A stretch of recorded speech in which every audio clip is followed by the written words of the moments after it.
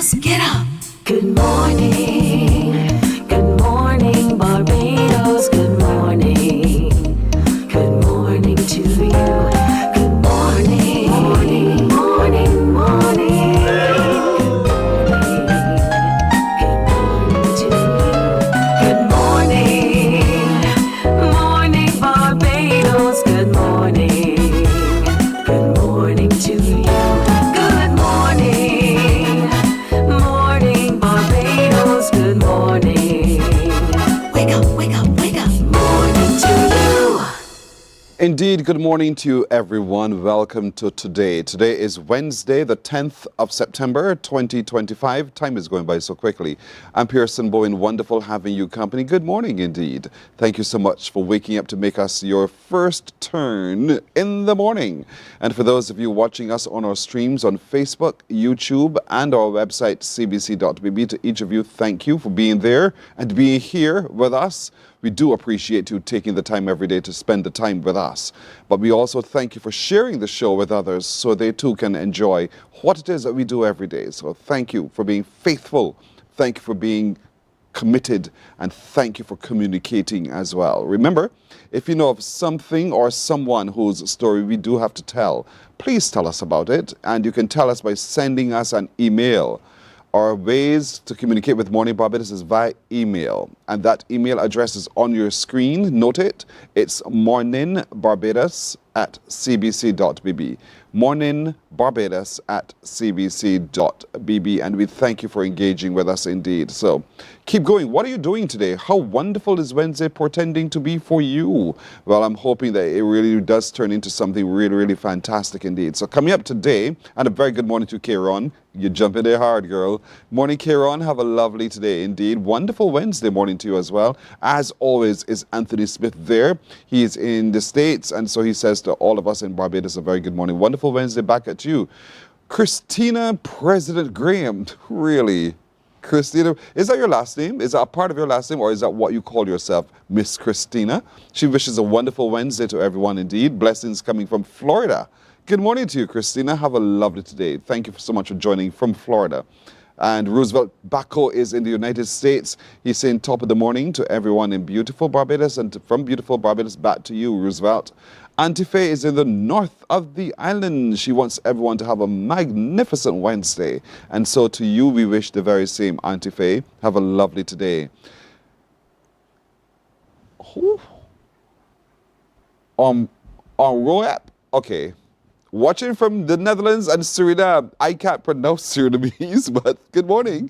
Thank you so much for watching. Indeed, we're thankful for you keeping us company. The Netherlands and Suriname, good to have you in the house. Thank you so much for making Barbados a part of your stop in the morning. Marcia Rock, good morning to you as well. My crew was laughing at me how I had to try to figure out how to pronounce the name.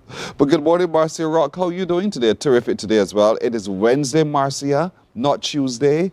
But that's all right. You're living well, and it's good to know that you're still able to stay in your memories and your feelings and having a good time. So, Marcia, morning. Good morning to Kevin Waith. Kevin, how are you doing? He says good morning to all of us at the CBC. And from the CBC, we say the very same to you, Kevin Waith. Have a lovely today. Now, speaking of today, today is World Suicide Prevention Day, and so we want to know what the theme is. We want to take a closer look at it. We want to hear about the action plan. We want to hear about so much more. Dr. Joy Sue will join us to talk to us a little bit more about that in a little while. We'll also today be talking HR with HERMAB, and we want to take a look at the role of the HR practitioner when it comes to assisting the organization with behavioral change, a behavioral change strategy that can impact not just the employee, but the wider society as well. And so we want to talk about that when we talk HR with HERMAB. We'll meet a Bajan Afar this morning who has moved from mute to much. And who is he? What is he up to now? And how is he using his voice to impact the world and the people around? So we can't wait to talk to him in just a little while about that. The Methodist Church in Barbados continues to meet the needs of the people just where they are. And so they're engaging in an activity for which they're seeking your help. And so this morning we want to hear more about what that activity is and truly how we can help to make a difference by way of the Methodist Church of Barbados. And the Barbados Royals, as you know, are in town. We've had one win. We're looking for the rest of the wins. And so this morning we sit with the manager and perhaps members of the team to hear what the strategy is. But we want to encourage all of you to seat yourself at Kensington Oval for the further matches here in Barbados for the Barbados Royals as part of the Republic Bank CPL 2025. So, we've been asking you since Monday to send us the pictures of your little loved ones as they head out to school, back to school, indeed in their brand new uniforms. We want to hail them and to let them know that they are truly appreciated and celebrated and loved for who they are. They're God's little sunflowers. And so when you do so, send us those pictures via our email address. On the screen, take a look. Our email address is morninbarbados@cbc.bb. Note the name of the child and the school the child is attending. I cannot identify it from school uniforms anymore. So therefore, I'm needing your assistance. So take a picture, send a picture along with the name of the child and the school they are attending, and we are proud to be able to share that with the rest of the world indeed. So continue sending your pictures and we'll be happy to share. So some more have come in. Boy, I can't wait. Who shall we see first as we share with you the beautiful faces of our beautiful children? They are the future. And so we can't wait to show you. So let's go. Show us. Here we go.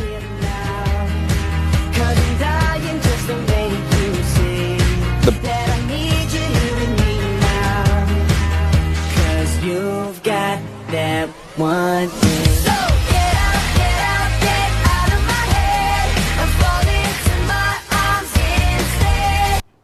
Well, those are the big dreamers from the Big Dreamers Nursery and Preschool. Aren't they delightful? Thank you for being so creative in sharing with us those beautiful little ones as they headed back to nursery. Look who's going to Queen's College. It's Queen's College, not Queen's College Secondary. Queen's College is Raina Carter. Raina, good morning. Congratulations to you. You're looking so bright. You're smiling because you're excited, and that means a lot to all of us indeed, that you're happy to head back to school. Be your best self, Raina. Always be your best self. Be a winner. Asher Trotman heads to the Royal Weeks Primary School. Asher, good morning. You're standing to attention, Asher. I like your handkerchief in your pocket indeed. Asher, you look so smart. Have a beautiful today, Asher. Be a good young man and be the best you can possibly be. Aidan Jackman is heading to St. Albans Primary in St. James. Aidan, good morning. Look at you. Good morning, Aidan. You look cheeky. You look the kind of little boy I like to play with. So, Aidan, have a lovely today. You sound like a lot of fun. Aidan Jackman, St. Albans Primary. Oh, Gordon Walters Primary. Look out. Cadion Carrington is coming to you. Cadion Carrington, good morning. That's a really good school. It's a really lovely compound as well. So, Cadion Carrington is heading to Gordon Walters Primary. Calissa Carrington, this, y'all sound like relatives, and the house, I can recognize it by the house. Calissa Carrington has moved on to the Christchurch Foundation School. Calissa, good morning. While you're there, Calissa, you'll see Christopher. I'm sure you remember him. So Calissa Carrington heading to Christchurch Foundation. Good morning to you indeed, Calissa. Congratulations. You're making a really good move today. Liam Neal is heading to the Holy Innocents Primary School. Liam? Peace, my brother. Good morning to you as well, Liam. Head out there and be smart today. Be clever. Be sharp. Be your best self, Liam. Enjoy your time today. Emily Gaskin. Emily Gaskin is going to Wilkie Cumberbatch Primary. Emily, good morning. Thanks for the smile. It brightens my spirit indeed. Have a beautiful today, Emily Gaskin at Wilkie Cumberbatch Primary. Have a good conversation and a good time. Then there is Hercules Francis and Javanique Hall. Good morning, Hercules Francis and Javanique Hall heading to Lawrence T. Gay Primary. Good morning. Have a lovely day. Look at Javanique with her hands in her kimbo. Lovely little lady, lovely little young man indeed. Delia Murray. Delia Murray heads to All Saints Primary School today. Delia, good morning. Peace to you as well, young lady. Be the tree planted firmly in the ground, and you step out there and grab hold of the education available to you, Delia. Have a lovely today. Layla Jilks. Layla Jilks heads to Blackman and Gollop Primary School. Layla, so cheeky. You love to take pictures, don't you, Layla? I know you do. I can see. You're a nice little poser. Layla Jilks, good morning. Have a lovely day as you go to school at the Blackman and Gollop. Look, we have a genius on our screen because he's going to the Coleridge and Parry School. Good morning, Jaden Babb. Jaden Babb, you're going to an excellent school. Let no one tell you differently. Jade and Bab have a lovely today at the Coleridge and Parry Secondary School. Have a good one indeed. Kezia Lubrain Stewart. Lovely little name, Kezia. Have a great today at the Springer Memorial School. You now copped the former principal of the CP school who is there with you now at the Spring Memorial. So Kezia, have a lovely today as you head back to school indeed. Looking really beautiful in your school uniform. Micah Olton. Micah Olton goes to Bay Primary School. Micah, why is your toy in your hand? I like Micah. Micah's taking to school his toys. Stay close to what makes you comfortable, Micah. Have a good morning indeed as you head off to school.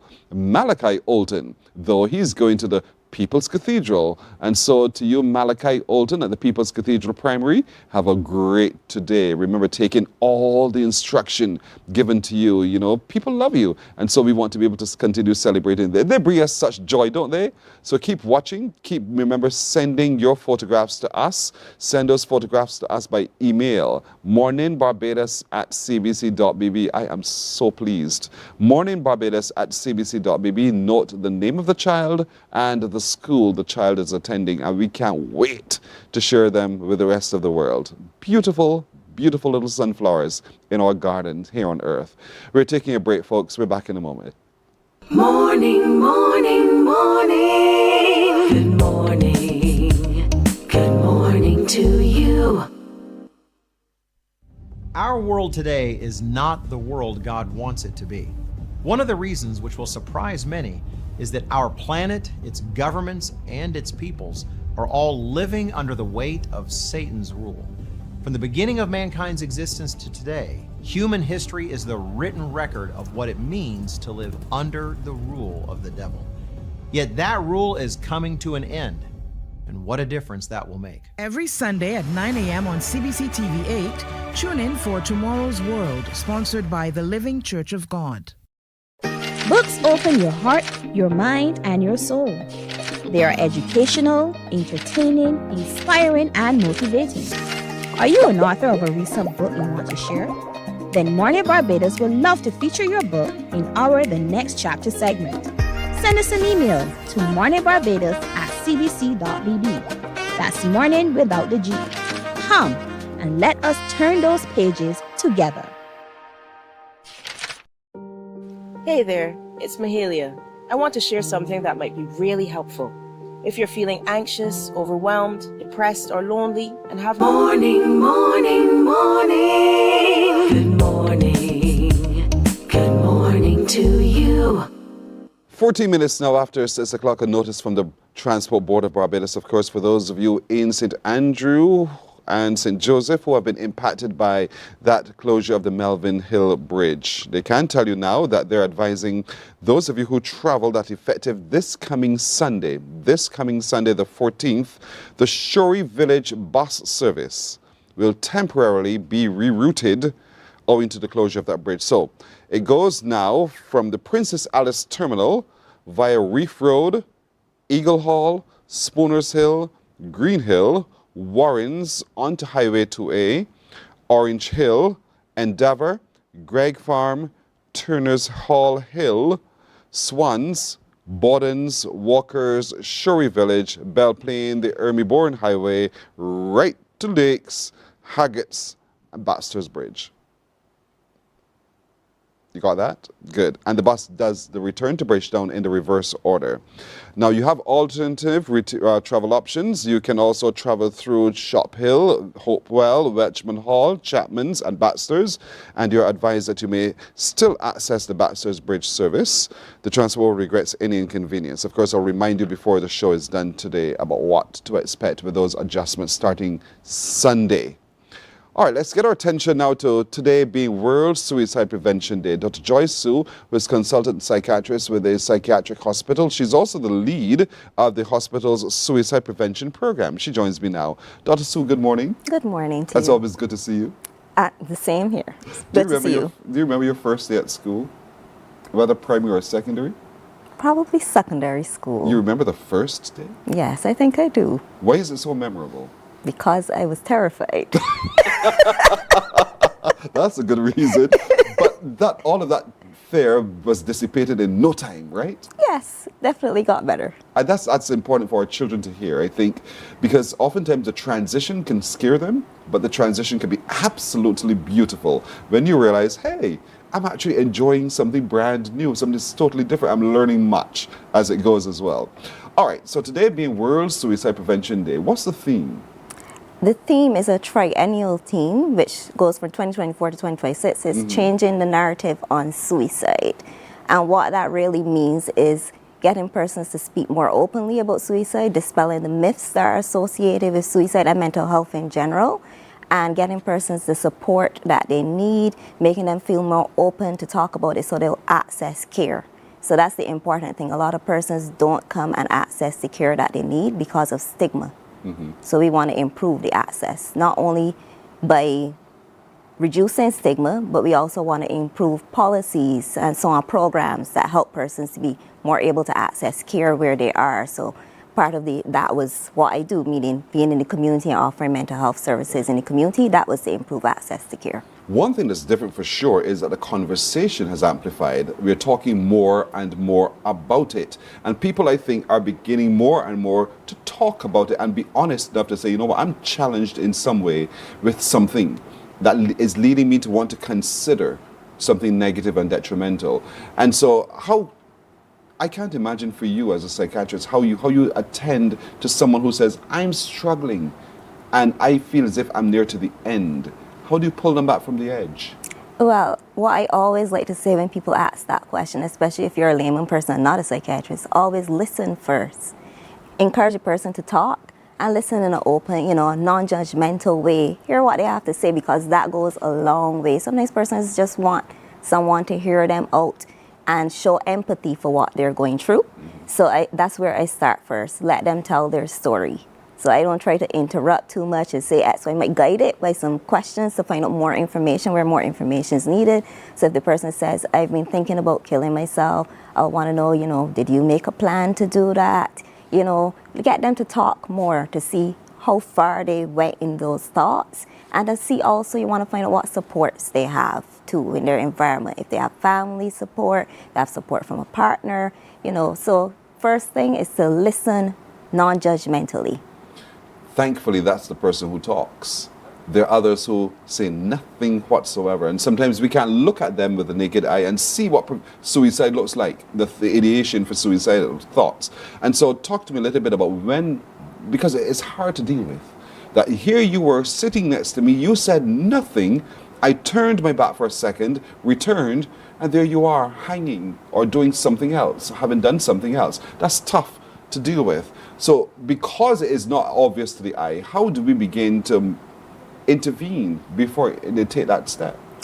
Here's the funny thing about that. Persons say that, but in retrospect, for instance, I was given a talk, we have an Army person here, to the BDF recently, to a group at the BDF, and persons were able to recognize some warning signs. So what happens in retrospect, if you know the signs, then you say, oh, but this was happening or this was happening, but I didn't notice. Because if you don't know the signs, you don't know what you're looking at. So the behavior, there might have been something that was off, but you didn't know that it was a behavior that was different or was indicating that the person was thinking that. So one part of this program, the program that I lead, is teaching wide parts of society, different groups in society, how to recognize the warning signs and the risk factors for suicide. And I think that's very important, because we don't want just doctors, for instance, to know the warning signs. We want everyone to know the warning signs. So if you're doing something that looks risky, your neighbor, your sister, your brother, your friend knows what to look for. Because there are often signs, but persons don't know what they're looking at. They miss it, unfortunately. Because there's an action plan. We'll break that down in a moment. So let's look at some of those warning signs for a second so that I see it. Someone suddenly goes very moody, and when I say moody, I'm talking about very quiet or snapping out at the slightest thing. Is that a fair moment for me to try to, you're nodding. Yes, so that is one of the warning signs, a change in mood or mood swings, especially what you said, irritability can be one, or being really withdrawn. So yes, mood changes are one of the signs. But we say they'll snap out of it because they say, leave me alone, I'm going to be okay. And should I leave them alone? that could play into one of the myths about mental health, meaning persons who are depressed, and depression is one of the conditions that's highly associated with suicide. Persons who are depressed, most times they can't just snap out of it. That's one of the myths that persons believe. Oh, you can just snap out of it. It's just a psychological thing.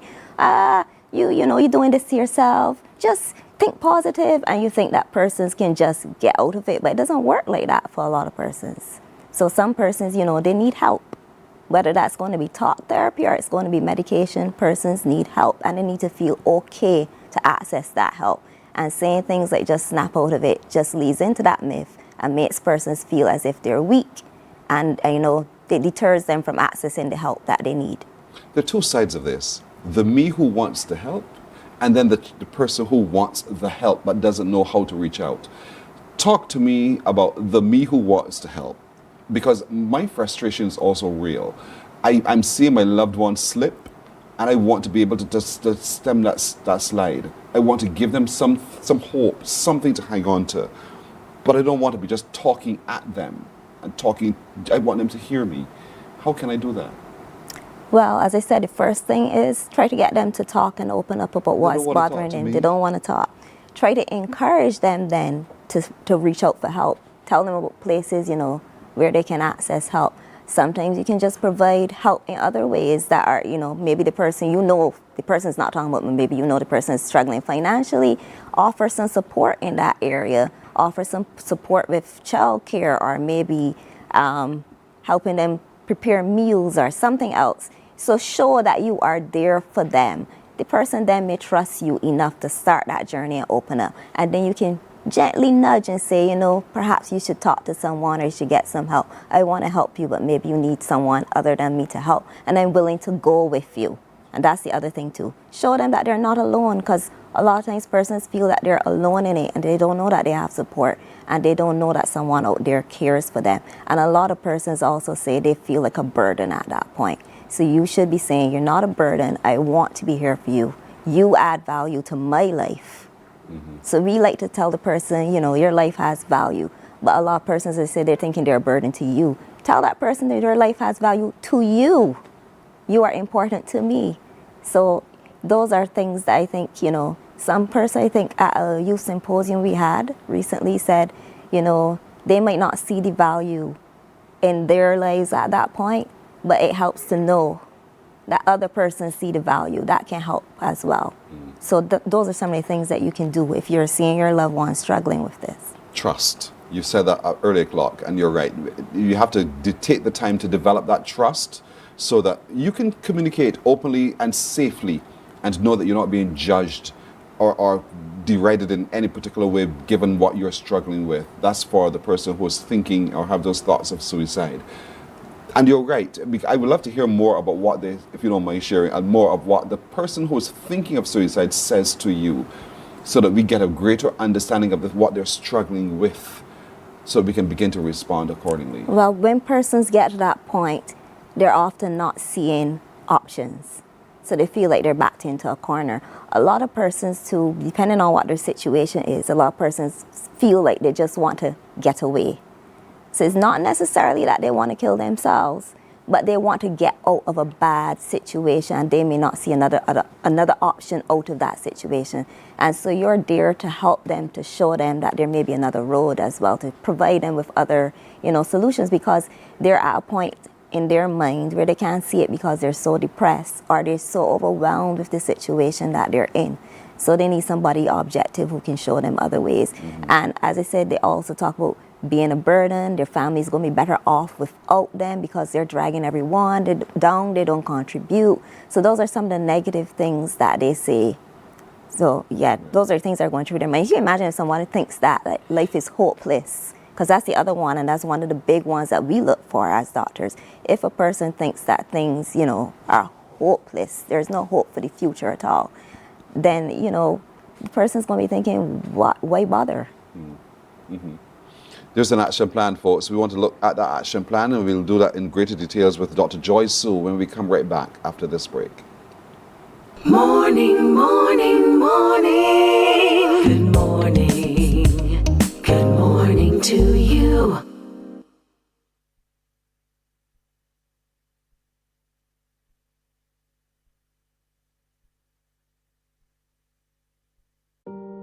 Hey there, it's Mahalia. I want to share something that might be really helpful. If you're feeling anxious, overwhelmed, depressed, or lonely and have no one to talk to, call Lifeline Barbados. We all face struggles at times in our lives. You're not alone. There's no need to feel ashamed or embarrassed. It's okay to reach out for support. Lifeline Barbados is completely confidential. No one else will know you called. They're there to offer a caring ear and guidance without judgment. And fellas, I want you to know asking for help is a true sign of strength. It takes real courage to reach out. You can also call Lifeline Barbados if you're worried about loved ones who are struggling and you need advice on how to support them. There's a saying, a problem shared is a problem halved, but not everyone has someone they can confide in. That's why Lifeline Barbados exists, to be there for you. Morning, morning, morning. Good morning. Good morning to you. Today is World Suicide Prevention Day. We're looking at having a conversation around it, opening up, providing opportunities for people to talk more, less judgmentally, and to be open, have your ears and your senses open to hear, shut your mouth, really, and allow the other party to talk a whole lot more. But most of all, to be able to stem the tide of stigma. We have got, as a society, to begin to have greater awareness of, so that we reduce the stigma related to and the negative reactions that flow there from that stigma. Dr. Joy Sue, who is consultant psychiatrist with the psychiatric hospital, she's also the lead of the suicide prevention plan and program at the hospital as well. Let's talk about the plan, Dr. Sue. What's the action plan? Well, it is a comprehensive approach to looking at addressing the root causes for suicide. So by that, we have to figure out what the root causes are. And then we're going to reduce stigma about suicide and mental health in general. We're going to increase awareness in the population about suicide, as I said, the risk factors and the warning signs. And then we're also going to be looking at addressing, like, getting the help to the persons who need it. Mm-hmm. So the factor that we're looking at mostly now is the awareness part of it. As I said, we're trying to get the awareness out there to the population. We're also trying to reduce the stigma. But the data side of it is important as well, and that is part of what we'll be looking at later. Mm-hmm. So the data you're seeing, what is it saying? From, I think, during the years when we were having the COVID-19 pandemic to now, we've been having an increase in depression and suicide and anxiety, all those conditions associated with suicide. So the figures have been going up. So we went from a rate of 0.6, which is very low, to now I think we're at 3.5 is the last one that was recorded. So it went to 2.16 to 3.5. So our suicide rates have been increasing. And that is a disturbing trend, to tell you the truth. It's still low, but for Barbados, this is not usual. And I think we all know about the spike in suicide deaths that we've been having. And this is not something that is normal for our society. More disturbing, so that it's mostly young men, not all, but mostly young men. So this is part of why this action plan was devised in the first place, as a response to that. A lot of things came out of that too, like the hotline, the mental health hotline as well, Lifeline Barbados. So. The causes, are you also gathering information relative to that? There was a effort to gather information when we had that spike of suicides. I'm not sure if I'm allowed to say, but I'll just say that one of the main factors was access to care, having persons access to care. So yes, so that's one of the points that we are addressing as well. Yes, but yes, there was efforts to do that, yeah. Do you get the sense that people are aware that there is care available? Those who are finding themselves thinking of suicide and making themselves truly available and accessing that care? I'd like to say that my response to that is mixed. A lot more persons are coming out and accessing care, but yet there's still persons that I meet when we're doing our outreach that say that they didn't know that care was available in the polyclinic system. So I'm always puzzled by that. So it's kind of mixed. Mm-hmm. So a lot more persons are accessing care, but there's still persons out there that don't know where to access care. So definitely that work is not over. So let's clarify that for them then, where we can go to access care. So I think most persons know about the psychiatric hospital, but the problem there is the stigma. A lot of persons don't want to access care, but we have a community services section, and we work in the polyclinic. So every polyclinic has a mental health clinic, and that includes the two satellite clinics, so St. Andrew and St. Joseph. So there's a mental health clinic. The problem is that the mental health clinics are usually just once or twice a week, so you have to know the day. But each clinic will have its own direct line that you can call and ask questions, or you ask at the polyclinic. You just come into the polyclinic, you see one of the general practitioners and tell them what problems you're having, and they can refer you to see us, or see a private general practitioner. They can refer you to see us too. And you can also access care, of course, at the Queen Elizabeth Hospital. And then there are a number of places that you can access care for different conditions. We have so many NGOs offering mental health services, and sometimes it's free or it's subsidized, so it's very, affordable. So places like CASA, for instance, or we have places that offer specialized services for, say, domestic violence, like the Business and Professionals Women Club of Barbados. So there are different places. Family planning offers counseling services, for instance, Barbados Family Planning, that are pretty reasonable, I think. Way subsidized compared to seeing a private person. And we can't forget the private persons as well out there. But there are places to access services free or cheap. So if you're struggling, know now that there are a whole range of places that you can actually go to talk to someone and have some kind of intervention. But we as a society, we as a community though, now let's tackle it from this end. Is the action plan, does it have a plan to work with us to help understand what other people are going through and to help reduce the stigma that we see? Yes, so from the time we started, which would have been last year, that it was launched actually for World Suicide Prevention Day last year, we have had a social media program that went out first, and that was giving the important information like the warning signs, the risk factors, talking about depression and other common mental illnesses, talking about how to talk to your relative or talk to someone who may be having, suicidal ideation. So also talking about the myths versus the facts. So a lot of stuff went out on the social media. And then we had a further social media program with Kira P, the influencer, where I myself would have done some recordings of her, how to cope with stress. She would have talked about cyberbullying. She would have given her story, because we also want lived experience to be involved, because I think that's the part that inspires people, lets persons know that is persons who, look like the regular person next door could be having a mental health challenge. Persons put this face on persons on mental illness to say, like, is the person who's homeless on the street? No. All of us have mental health to begin with, and anybody can develop a mental illness. So we try to get out there. So we had something called the Stories of Stigma as well, which was basically lived experience, persons with lived experience sharing their stories and sharing their stories of triumph, how they overcome certain problems or stigma in society or some other problem. And then we have various pop-ups. So just Saturday, we were in front, if anybody goes to the psychiatric hospital social media, they'll see the pictures. We were in front of Abed's and Swan Street. Thanks to Mr. Abed for letting us do that. And we were engaging with the public as they passed by. We had a wheel that we were spinning, Okay. and persons were answering questions on mental health, so we got them to engage, and we were giving out prizes. So what was good about that is we had persons from all demographics. Even a good amount of men. I was so happy to see the men come out, and we didn't have to twist their arms. They came to us. So it was great, the interaction that we had, but also showed we still have work to do, because there were some people that they looked like they were eyeing it, like they want to come over, but they were scared. I could see that they were scared. They didn't want to come over because, it's psychiatric hospital. Yes. But we still having work to do, but we're doing things like that. We always have talks to various community groups as well, so we're out there doing these things, yes. The more we confront it and we see it, the easier it becomes for us to be able to have conversation around it, and the sensitivity is reduced or heightened, whichever way you want to look at it. And so that's the whole point when it comes to stigma. We have to begin to see them as people. These are people who are just like us, who, because of a circumstance, find themselves a little different. And so we want to be able, as a community, to be able to see them as active, real people who just need our help as well, and our understanding, but not our pity.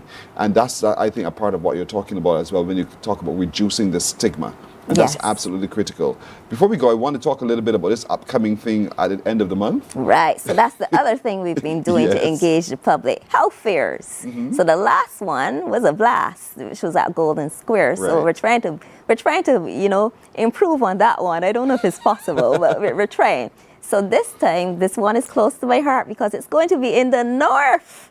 That's Yes, right. please. I have it up on my status as the North remembers. That's right. I'm from the North, so this one, the North, my persons in the North accuse me that I don't bring anything down there, so Okay. I'm making them eat their words. This one is going to be at Mahika Playing Field in Speightstown from Yes. 11 to 7 a.m. on September 27th.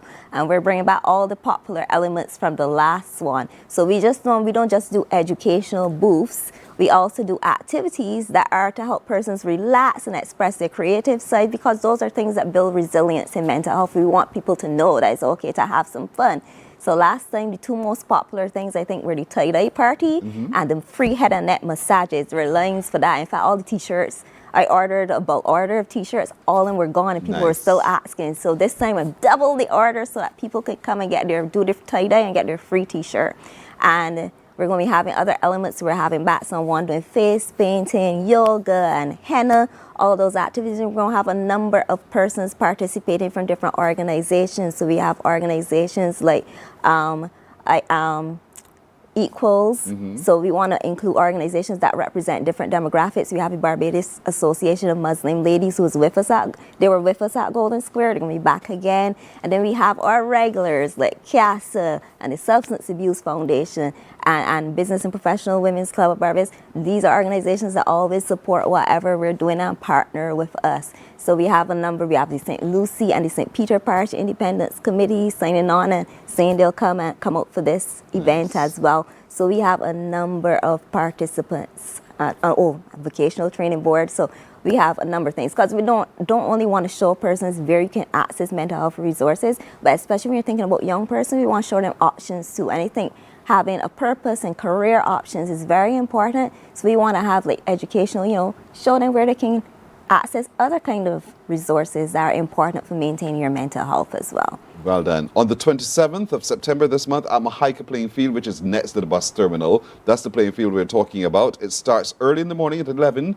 and it goes until sunsets at 7 in the evening. But come, because there's hope, folks. And so this World Suicide Prevention Day, remember, there's someone you can talk to. There is someone you can talk to who is not judgmental. They are prepared to help you and to help you understand your thoughts and to begin to unravel how you feel. Reach out. There's a space everywhere across this island ready to talk to you and to hear from you indeed. Dr. Sue, thank you so much. Thank you. You're very welcome. Morning Barbados is back in a moment.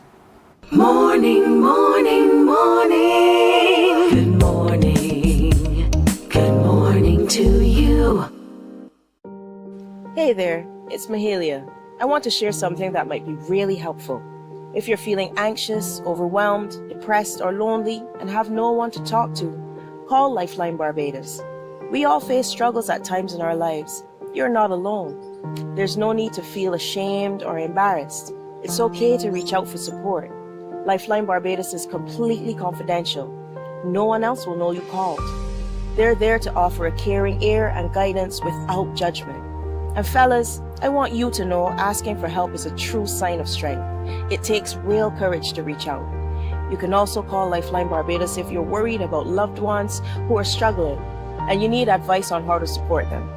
There's a saying, a problem shared is a problem halved, but not everyone has someone they can confide in. That's why Lifeline Barbados exists, to be there for you or someone you care about during tough times. Save this number.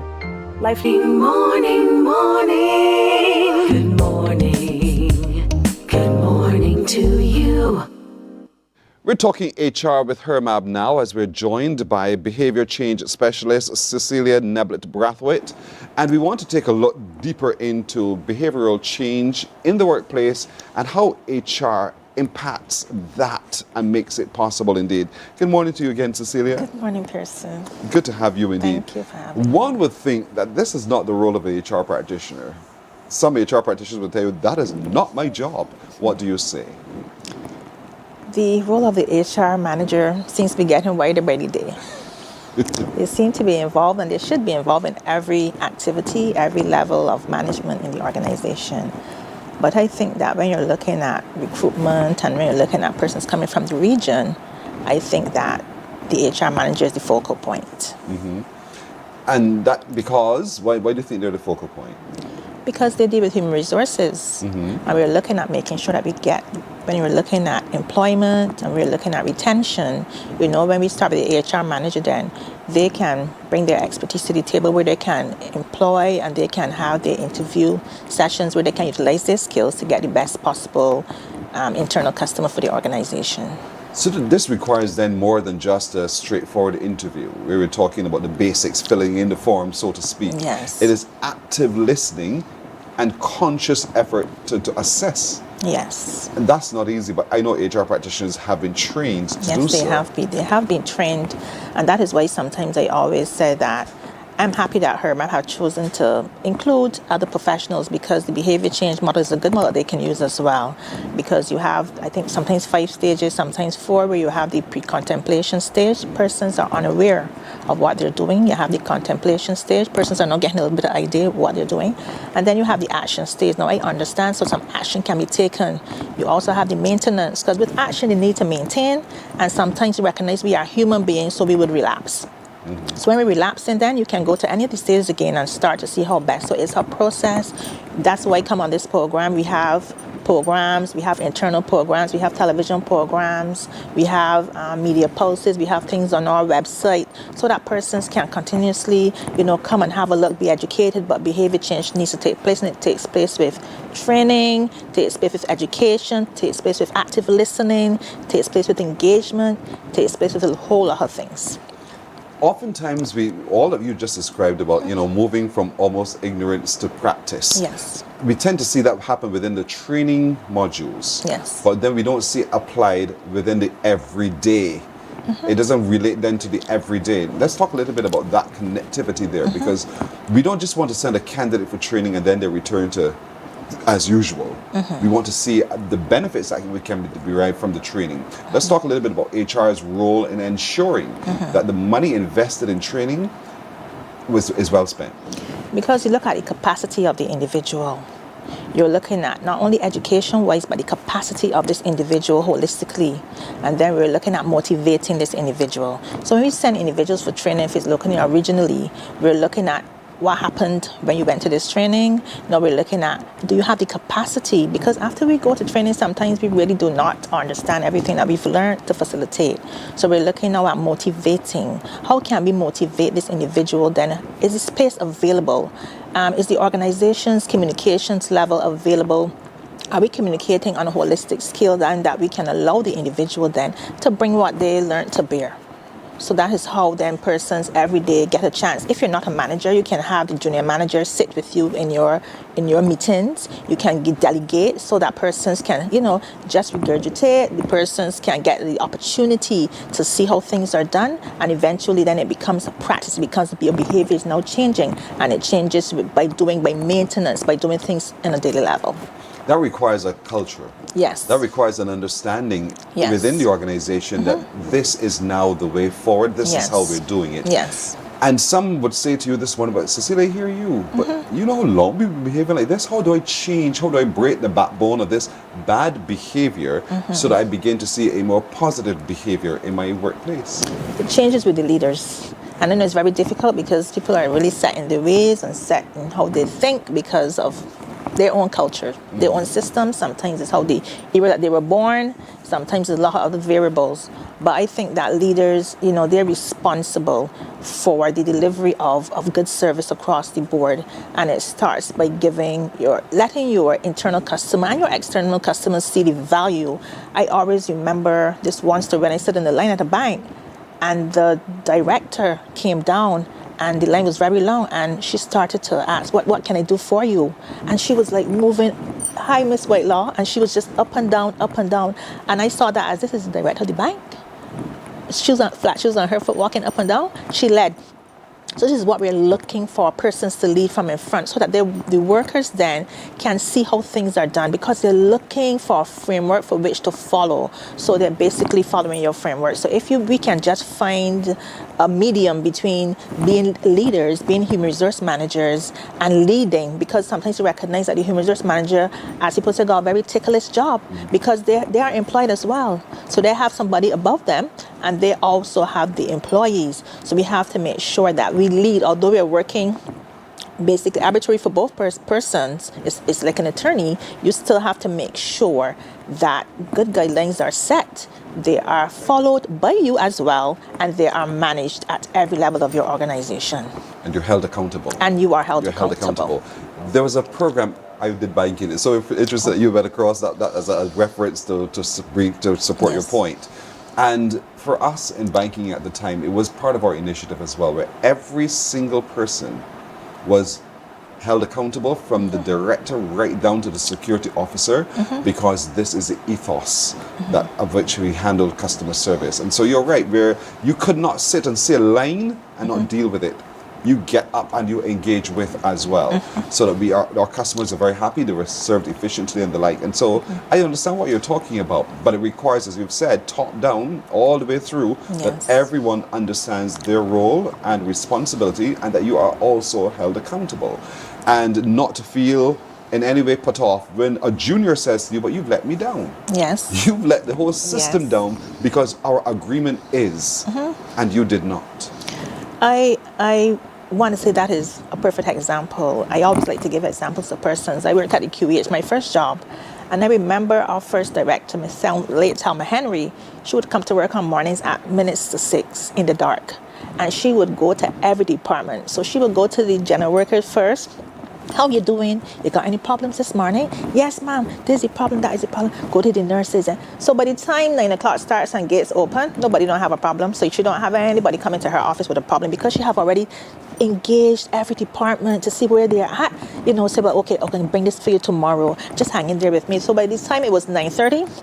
Her office very seldom had persons, because she walked the floor, she talked the talk, she engaged with persons. She just let them know, well, look, you are important to the organization, you are important to me, and we will see how best we can do this. So we're doing this together. So you have to lead from the front, let persons know you are with them, you are for them, you are here to work with them, and then things seems to be a little bit better, because the culture now have changed from you are the director, you don't care anything about us, we're only here to work, from now we are a part of this organization. So it's just about the culture, and culture plays a really, really big part in it. I know an HR practitioner is probably saying this one. I hear you. All of that work. Yes, it is. I don't have the time, because the boss is requiring me to do reports. I have to do research into this or that.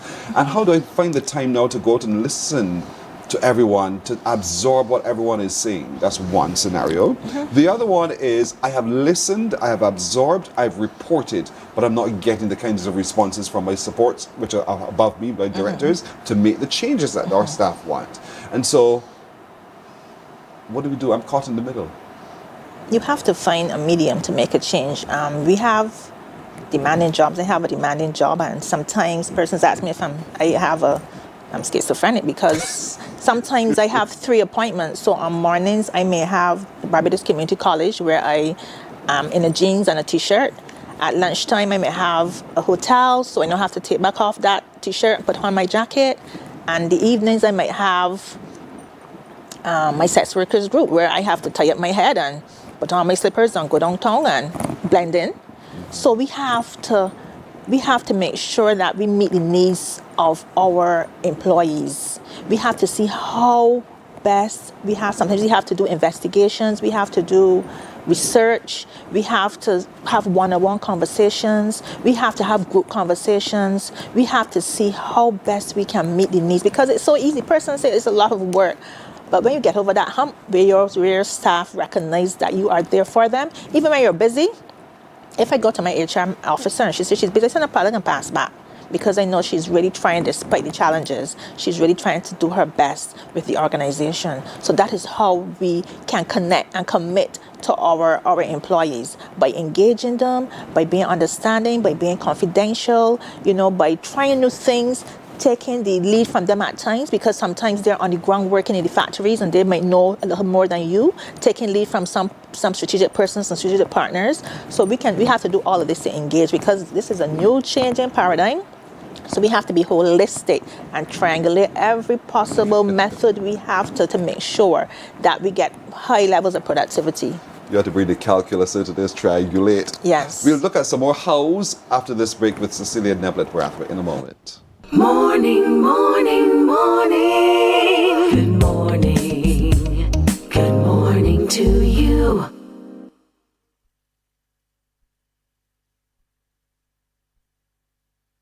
There is a saying, you can find a Bajan anywhere. Are you a Bajan living abroad? Or do you know of one who has migrated to another country? Well, we at Mornin Barbados would love to have you or them on our Bajan Affair segment. Share your amazing stories, experiences, and how you have adapted to a new culture. Send us an email to morninbarbados@cbc.vb, and together we will travel the world.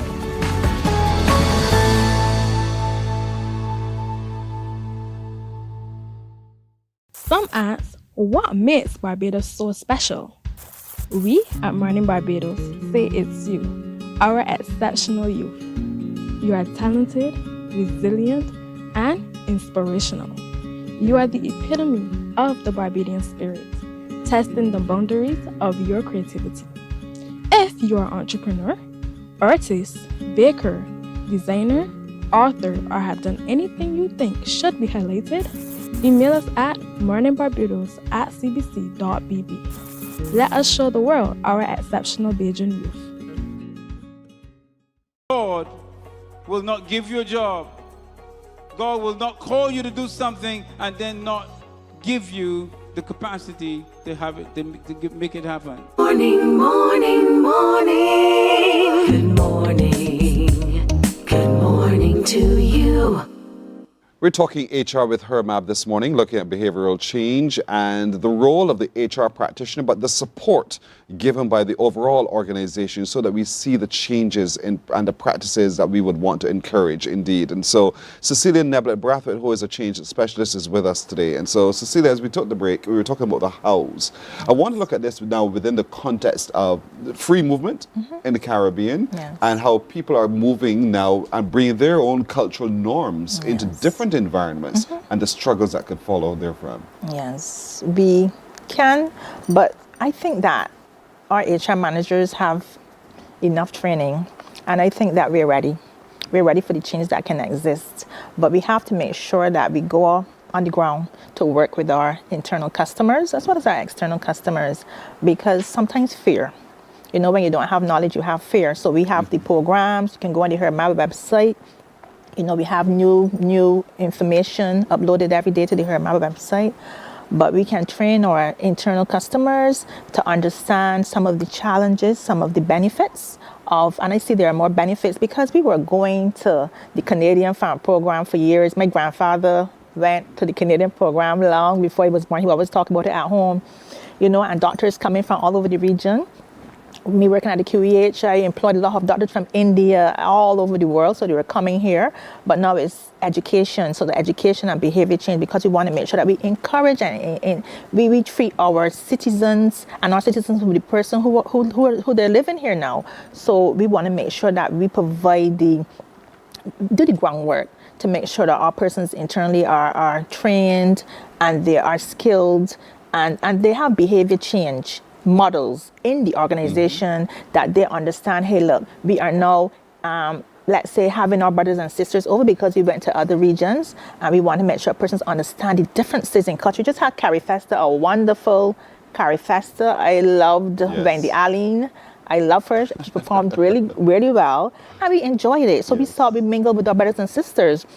So we now must just piggyback on that, continue the education, continue the staff training, and involve a little cultural element so that persons can feel more comfortable. And I think that one thing we can do as well is that Hermab can have human resource organization from one of these islands come on Mornin Barbados via television so that we can understand and hear a little bit more about the human resources regionally and internationally so that we can be a little bit more comfortable and we can have an exchange of ideas.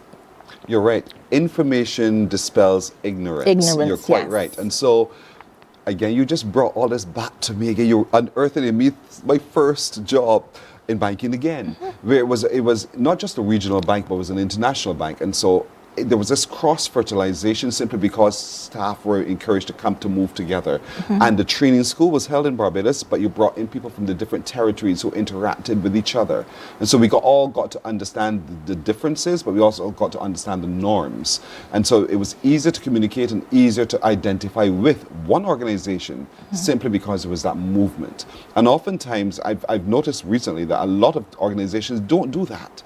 Staff don't get a chance to move around and meet others from elsewhere, from the other branches elsewhere, which I think is to our detriment. Yes. And so to provide that degree of understanding might require now a framework where HR practitioners build it in, where, you know, as you're encouraging more and more people to come by from different spaces, you create a space where now we get to understand the cultures. There is a strategic HR development 2030 strategy, you know, that deals with persons throughout the region. But what I want to say is that university does this on a regular basis. Persons come from the region. That's right. The accountant firms, Ernst & Young, they go from different regions. They come, the all company. Those fields do it on a daily basis. Why not reach out to those HR officers? I remember going to represent a university in Trinidad. I was scared, although I do this on a regular basis because I'm going to a new place. And I recognized that there was nothing to be scared about because from the time we landed and all the other students met with us and our fear was over and they were normal persons. They talked to us. We had the same fears. We had the same challenges in our islands. And they were just like brothers and sisters. Now there's a lady called Miss Arthur in Trinidad and Tobago. And she's now a relative. When I flew on the aircraft, the pilot was Neblet. And when he said he was Mr. Neblet, I got up and he shook my hand, took a picture with me in the corridor. So we were saying that we're all brothers and sisters. Yes. You know, we came from Africa, we're all brothers and sisters. So we need just to make sure that our persons are educated so that it can dispel some of the fears. Educated means that we can have programs where we can have little small workshops in the organization where we can learn about different cultures, how the accountant operates in Trinidad, how the accountant operates in Dominica. I learned about the Kalinago people last week with Dr. Carter at the University of West Indies. So I learned a lot about that. So we have to have workshops, we have to have programs so that persons can be a lot more comfortable so that we can dispel some of the myths, you know, that persons are coming here to take our jobs away. They're improving on the landscape that we have because, you know, you had your Carrie Festa and you had media persons from all over the region and they sat and they brought their own perspectives to bear. And I really enjoyed the differences that we have along with the similarities as well. Absolutely. So I think that is nothing to be afraid of. I have a behavior change specialist in Jamaica. Good morning to you. And I connect with her on a daily basis because I want to know what's happening in Jamaica so that I can improve on my skills. So I see it as a positive and I see that it can just spin off from Carrie Festa. This is just a spin off from Carrie Festa. We had a good cohobble part of everything where we had our culture, we had our food, we had our music, we had our art, we had our education when we looked at University of West Indies. So we're now having labor involved as the last resort to this whole interesting new paradigm that we're having. And so much so, indeed. So now you know. We've been talking HR with her, Mab Cecilia Neblet, Brathwaite Change Specialist, Behavioral Change Specialist indeed. I keep saying to you, membership brings benefits. Yes, when you become a member of HERMAB, this is what you engage with. There are a number of people who are practitioners and experts in their different areas and they can lend support to you. Go to hrmab.org.bb. I know it sounds bad, right? hermab.org.bb. And you become a member. You can become an associate member as well and benefit from the rich experience at HERMAB indeed. And I encourage you to do so today. Thank you, Cecilia. Thank you for having me. Have a good day. As always, you too. We're back in a moment. Morning, morning, morning. Good morning. Good morning to you.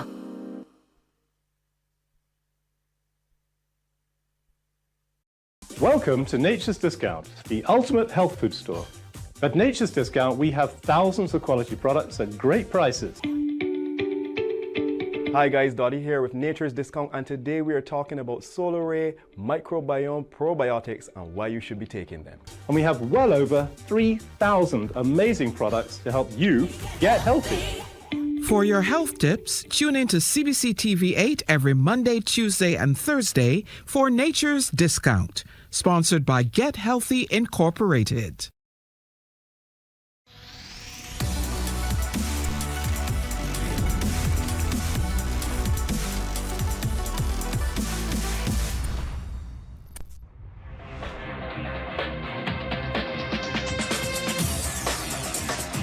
Week after week, Scald presents exciting reports and documentaries on the most varied topics of our time. Spectacular developments and innovations, lifestyle and trends of tomorrow, mobility and tourism, health news, highlights from art and culture. Each contribution grabs the viewer with extraordinary images and stories and takes him into fascinating worlds which he experiences. Morning, morning. Good morning. Good morning to you. Let's take a look at news now. Classes 3 and 4 at Wesley Hall Junior, based at the Wesleyan Holiness Tabernacle, will be relocated to Westbury Primary and the St. Leonard's Anglican Church by next Monday. That announcement was made last night by Chief Education Officer Dr. Ramona Archer Bradshaw, who says 11 classes will be relocated from the Tabernacle, 9 of which will go to Westbury, while the remaining 2 will go to St. Leonard's Church. The Tabernacle is one of those satellite sites which students and teachers are being accommodated in to allow for major renovation at the school. However, there have been several concerns regarding classes being held there. This evening, we had a meeting with the parents of the students at the Tabernacle, and they expressed satisfaction with the move. As a result, we are seeking to move all 161 students at the Tabernacle and the associated staff on Thursday. On Thursday, we will seek to close half day and move the furniture. On Friday, we will ensure that school remains closed. Furniture will continue to be moved, and then the teachers will come and prepare for a prompt start on Monday. And Dr. Archer Bradshaw says there will be no dislocation because of the move. This evening, we had a meeting with the parents of the students at the Tabernacle, and they expressed satisfaction with the move. As a result, we are seeking to move all 161 students at the Tabernacle and the associated staff on Thursday. On Thursday, we will seek to close half day and move the furniture. On Friday, we will ensure that school remains closed. Furniture will continue to be moved, and then the teachers will come and prepare for a prompt start on Monday.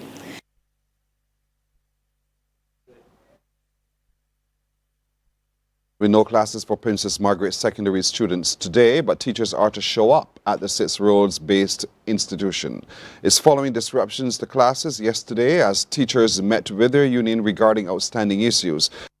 Representatives from the school's Board of Management, the Ministry of Educational Transformation, among others, visiting that school for an emergency meeting. Deputy Chief Education Officer Julia Beckles says the ministry is satisfied that they have assisted the teachers concerned and heard them and that they will be addressed, which is why the decision was made for students to return on Thursday. The concerns had to do with the fact that they were not able to access the plant. As you can see, the school had extensive renovations, and while they would have had planning week, they did have their planning week off-site. They would have accessed the plant on Monday, and because of that, they did try to work with the time that was given, but having done that yesterday and today, they wanted to speak with us as it related to having some more time, and therefore we have acceded to that request.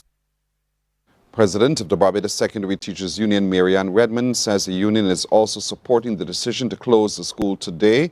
She says the day will allow teachers to organize themselves and to allow the school to be truly fit for purpose in a manner that is conducive to teaching and to the students' learning. there has been, and it has been said, extensive work done to this school. The school looks new, it looks beautiful.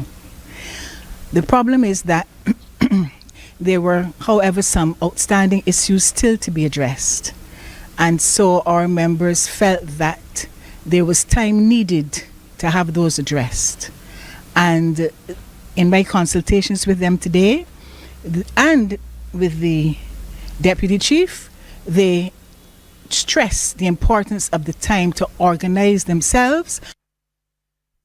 We're being told now that the Frederick Smith Secondary School is closed until the 16th of September. During this period for essential work to be done, the school reopens next week, Wednesday, the 17th. And apologies to you. This is a message coming in from the chairman of the board of the Frederick Smith Secondary School. The school is closed. The Frederick Smith Secondary School is closed until the 16th. School resumes on the 17th of September. Well, it's been weeks since the grim discovery of a woman's body at Grandview Shop Hill, St. Thomas, but still no one has come forward with any leads. Now the police is renewing their call for your help.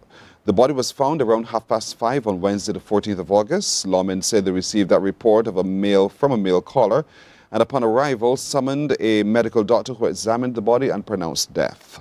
Public Relations Officer Inspector Ryan Brathwaite gave an update on their investigations.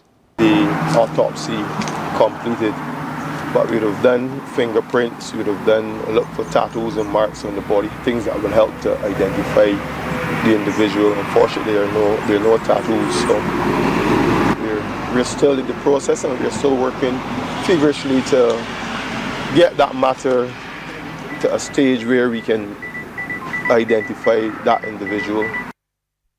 He's appealing to the public for help. Anyone who may have information in relation to the body who was found at Grandview St. Thomas to contact the Crime Stoppers hotline at 1-800-8477, Police Emergency at 211, or you can actually call 836-1278. That's the Senior Investigating Officer in the Northern Division, Assistant Superintendent of Police, Mr. Frederick Catwell, 836-1278. All information received will be kept confidential and will be acted on earnestly and without any favor or without any delay. We appreciate your assistance, and we look forward to you, the people of Barbados, continuing to assist us, the Barbados Police Service. To sports now, the West Indies under-19 have taken a 3-2 lead of the 7-match Youth One-Day International Series with Sri Lanka after beating the visitors by 2 wickets in their 5th match last evening. Sent into bat at the Vivian Richards Stadium, Sri Lanka under-19s were bowled out for 172 off 48 overs. Hannah led with 38, while Aidan Raka took 3 for 37, Shaquan Bell 3 for 43. In reply, the Windies under-19s got home on 173 for 8 off 47.4 overs. Here's a look at the highlights. As Nimsara starts, and this is pulled high in the air. The keeper calls for it. It's out to square leg and takes a well-judged catch. Zachary Carter gone again early. Nimsara into Fontaine, and Fontaine is pulling that beautifully through the mid-wicket area into the boundary. Right personnel around to teach our youngsters about the game. That's hit beautifully by Fontaine, high, wide and handsome. And you could be doing the wrong things. Bold him. Bold him. You see where catch again. You see where he is, Terry? Look at his final position.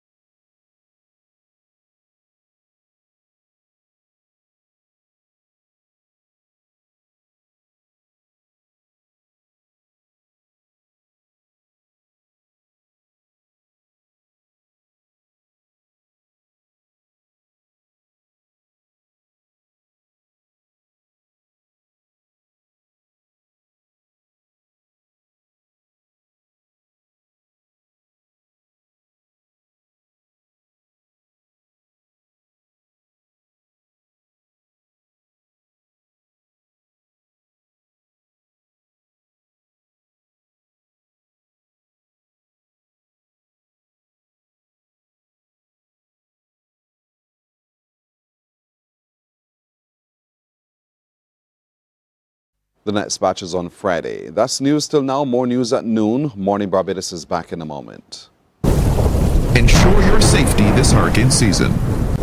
An emergency can make it difficult for you to refill your prescriptions or find an open pharmacy. Organize and protect your prescriptions, over-the-counter drugs, and vitamins to prepare for an emergency. That hurricane safety tip was brought to you by Ensure Max Protein. Take your routine to the max. Morning, morning, morning. Good morning. Good morning to you.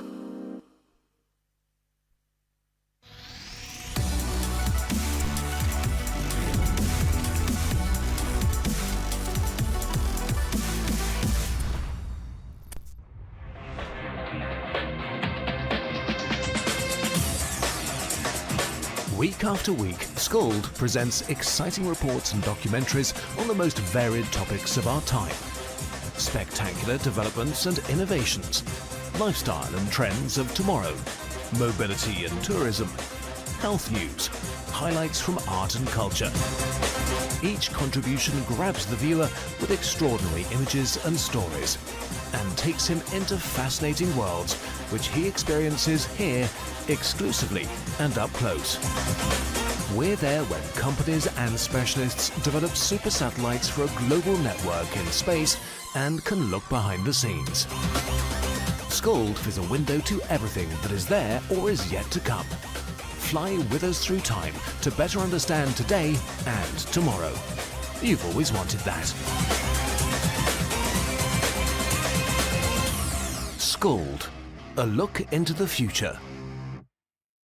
Morning, morning, morning. Good morning. Good morning to you. 13 past the hour, just a reminder that the Frederick Smith Secondary School is closed until the 16th. It resumes on the 17th. So students of the Frederick Smith Secondary School, just know that there's no school today until next week. The 17th is when you return. Also, the Transport Board is announcing a temporary rerouting of the Shorey Village bus that takes effect from Sunday coming. The new route is Princess Alice Terminal onto Reef Road, Eagle Hall, Spooners Hill, Green Hill, Warrens, Highway 2A, Orange Hill, Endeavour, Gregg Farm, Turner's Hall Hill, Swans, Bawdens, Walkers, Shorey Village, Belplain, along the Ermyborn Highway, right to Lates, Haggett's and Baxter's Bridge, and then the reverse back to Bridgetown. Alternatively, you can use through Shop Hill, Hopewell, Welchman Hall, Chapman's and Baxter's, and that road will be accessing the Baxter's Bridge service.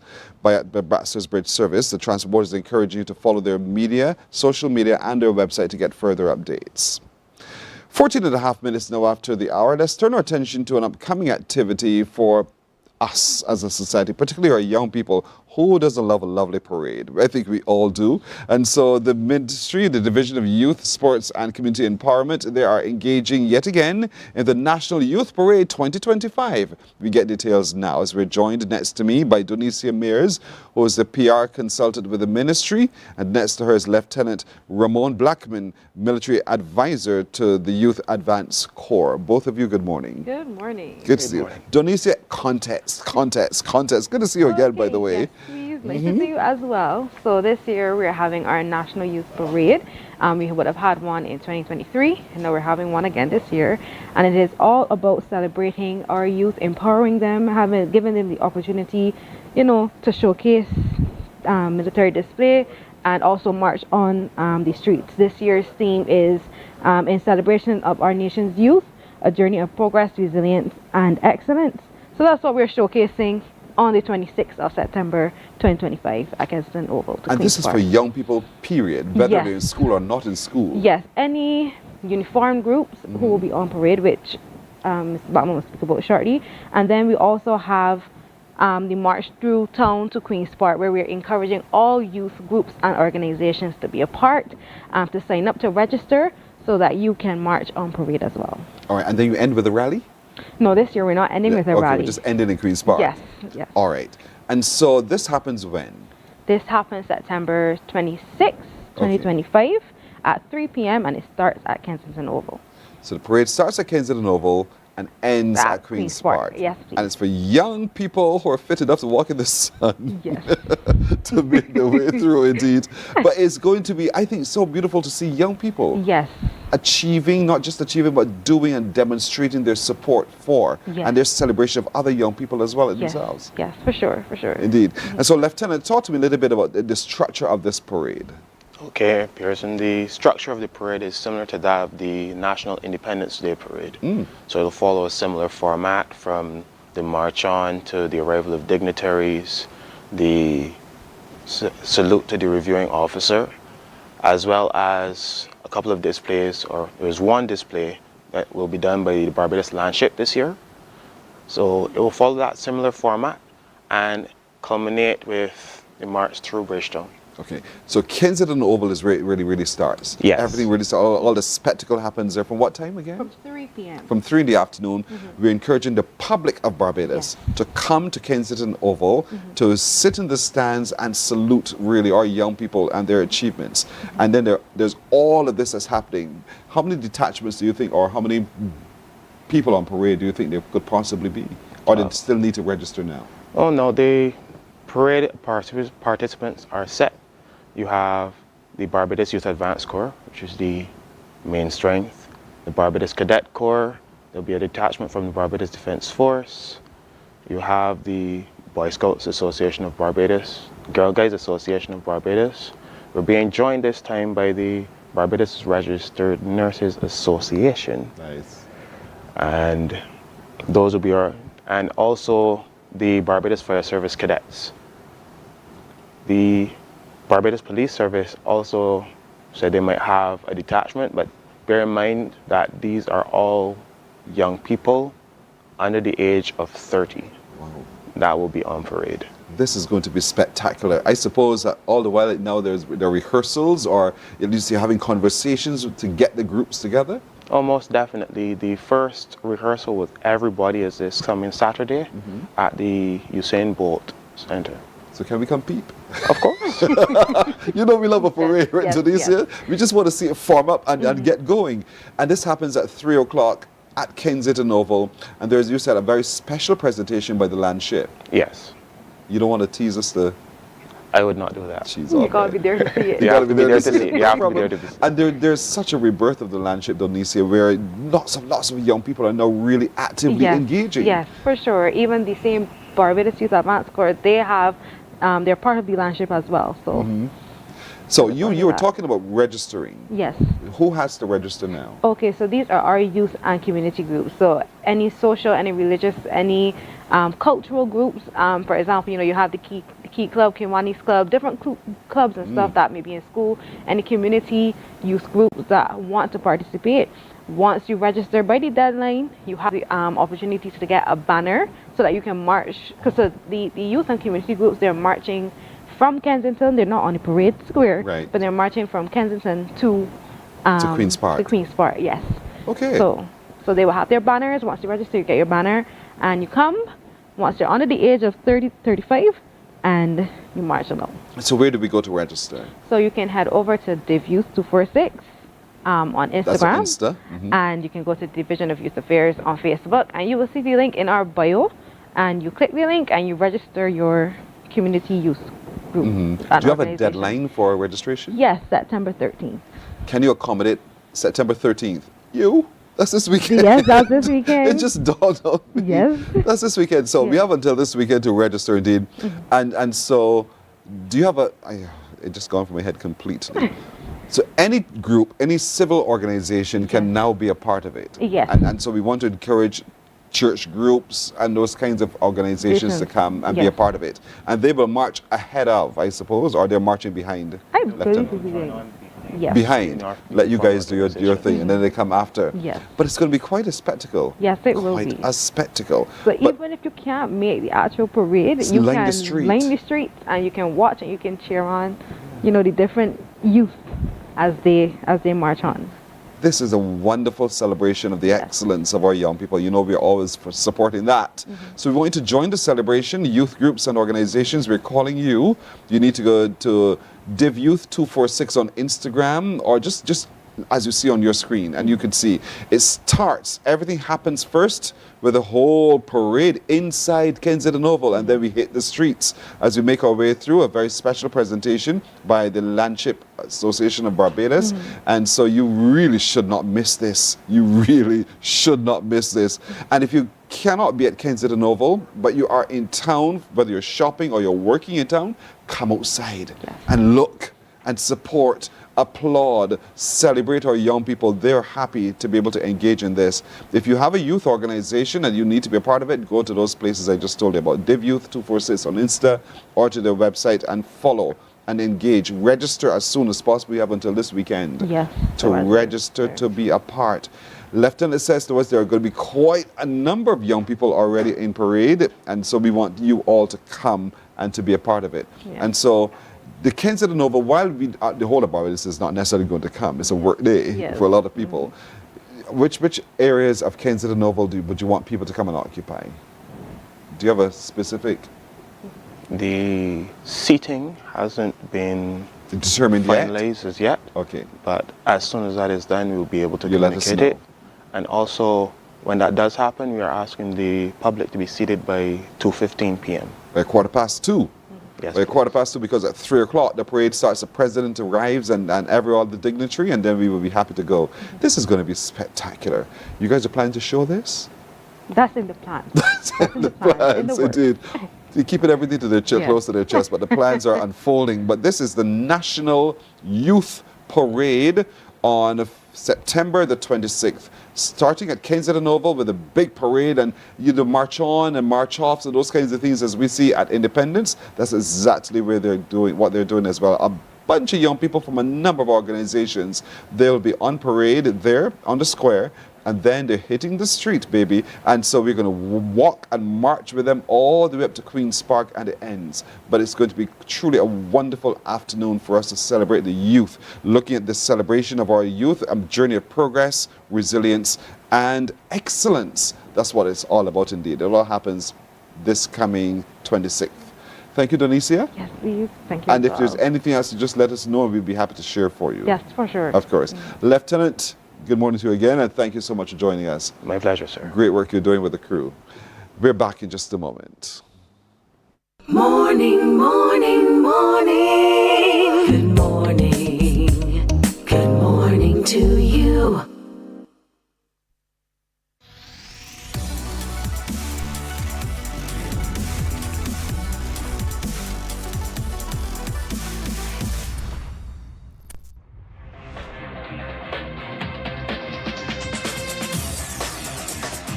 Week after week, Scold presents exciting reports and documentaries on the most varied topics of our time.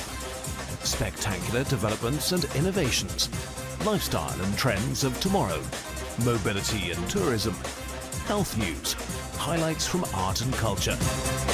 Each contribution grabs the viewer with extraordinary images and stories and takes him into fascinating worlds which he experiences here exclusively and up close.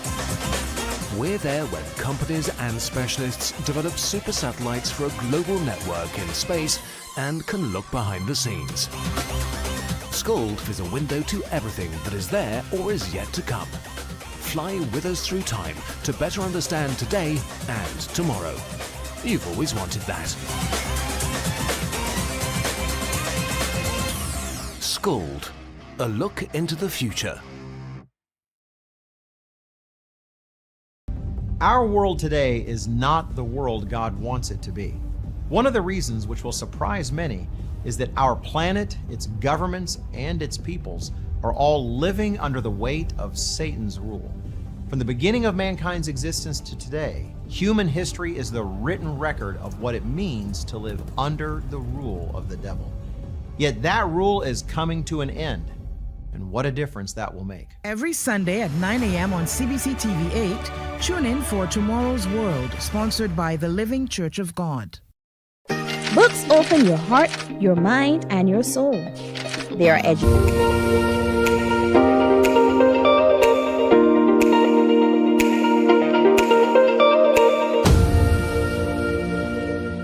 We're 26 minutes after 7 o'clock as we go all the way to Atlanta, Georgia to meet a Barbadian who, as I said at the beginning of the show, went from mute to much. His name is Aubrey Padmore, and he himself is an entrepreneur, a motivational speaker, and a whole lot more. Good morning to you, Aubrey. Thank you for joining us on Morning Barbados. Good morning, Pearson. How are you doing? I'm doing well. How do you do? I'm doing very well. It's a pleasure to be here at home virtually hanging out with you folks this morning. Appreciate that. And so I deliberately started that way from mute to much because there's a story to your beginning that I thought was so interesting. Could you tell us a little bit about the word mute in reference to you? Well, it's a very interesting history in terms of what I was told. And part of what I remember when I was born, I came out as a child who couldn't speak. So my mom had a little problem. You know, back then, no one really knew what would happen. Would I speak or wouldn't I speak? But the doctors said that perhaps this child was in shock because of a trauma that happened previously before I was born. So when I was growing up, I started out without speaking. Then I began to stutter, and then I began to speak. So that's the brief history on that. Were you able to determine what that trauma was? It was a family issue, which I don't want to get into at the moment. So yes, you were able to determine what it was. Yeah. That's fine. I don't want to get into it either. So yes, you have been, but did that help you to overcome a lot of what you struggled with in your formative years? Understanding what Actually, it proved to be a blessing in disguise because after that experience, my mother said she put me in the front window, and my first experience were people passing by, and someone mentioned to me that my name is, "Oh, how you doing, dummy?" So that created an emotional impact on me. I had a very emotional moment as I grew up behind it. And as I reflect on what transpired, I started thinking, well, this is interesting. I can't speak, but my other senses clicked in and became more stronger and more prevalent in my life, you know? Even now, as I reflect, many people remind me where I came from in terms of that experience. But it strengthened my tenacity over the years as I migrated from Barbados when I lived in Barbados. So it was homegrown and utilized when I got here even more fervently, you know? And so the first time you heard your own voice, do you recall at all what you sounded like in your ears, what that thunder must have meant to you? Not particularly in the sense of what you would hear of your own voice, but I do remember the conversations that people would have with me, making what we, mock sport and so on. Mm-hmm. And I actually appreciated where I come from in terms of that experience, because as I grew up, I started seeing the world completely different in terms of the people around me. As a matter of fact, this is one of the reasons I ended up becoming a speaker, because people amaze me in so many ways, you know? And I think that having them around me give me the power and the understanding on what life is all about. So there came the time you felt you had a lot to talk about, and now you have your voice, you're talking about it. What is it that you like to talk about? I like to empower people. And what does that really mean? Living a life of purpose, establishing proper values, developing my skill set, and those types of things. When I came along, I was part of Boy Scouting in Barbados, and that set the stage for me to understand self-worth and value, and I carry those 10 principles with me throughout my whole life, even now as we speak. As a matter of fact, when I got here, I realized that being a member of the Boy Scouts in Barbados created the environment for me to be received here in America in a very powerful way, because Boy Scouting here is a very powerful thing too, in terms of the systems and how they're set up. Mm-hmm. And many of the people that I met here over the years turned out to be Eagle Scouts. And one day I was reading the New York Times, and I read that 98% of the CEOs across America are Eagle Scouts. And I'm like, wow, brotherhood, you know? So those are the types of things that I look at when I look at life in terms of what does empowerment mean. Really, when someone comes into my space, I want to give them an experience that will be memorable. And I know that Barbados being a tourism nation, people would think, well, you're just doing that because you're from an island that breeds tourism. But I like to be very authentic with people. If I tell you I'm going to do something for you, I'm going to do it. If I can't do it, I'm going to explain why and move forward from those types of moments, you know? And I still do that today. And so, what changes have you seen in yourself, not just from your beginning till now, but from your migration from Barbados to the United States? What have you seen about you that has confirmed for you who you are? That's a very good question. I really like me. I do. I like your answer. Yeah, it started out with me remembering the history of where I come from. I love to read. I like to listen to people. One of the things that being a mute did for me is allowed me the opportunity to listen. And I realized that as an international speaker, author, coach, trainer, motivator, and mentor, a lot of people think that I like to speak, but that's not reality in terms of how I am as a person. I'm a very quiet person, and people find that very strange. Like, what do you mean you're quiet? Well, you're a speaker.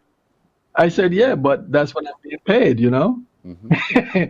And also, the most important vitality element of that is that I enjoy it. You know, they say that if you find something in life that you do, that you can walk with, talk with, think about, you will never work a day in your life. That's right. So everything that I've ever done from the time I was in Barbados and left Barbados and even now, right? I get excited about in terms of the helping process. Going to school in Barbados, that was also part of my experience that allowed me to understand, because back in the day, the school that I went to was considered a school for nobodies, right? Because I didn't pass the 11 plus exam. And I'm saying this today right now because I want the young people to listen very carefully. I went to St. George Secondary. And back then, people were like, oh, you went to St. George Secondary? You know, and today I'm looking up and I'm saying, wow, the lion in me never died. Yes. And it said, be constant, higher. And in those three words, I live my life from Barbados up until now, even as we speak. And when I get off of this, I will be doing those three things consistently and persistently. You know, I'm so glad you mentioned where you went to school, because St. George Secondary has been having a phenomenal year this year. They have truly catapulted themselves into the positive spaces in our news and into the minds of Barbadians. And to know that you are a product of that school as well, no doubt adds to that story.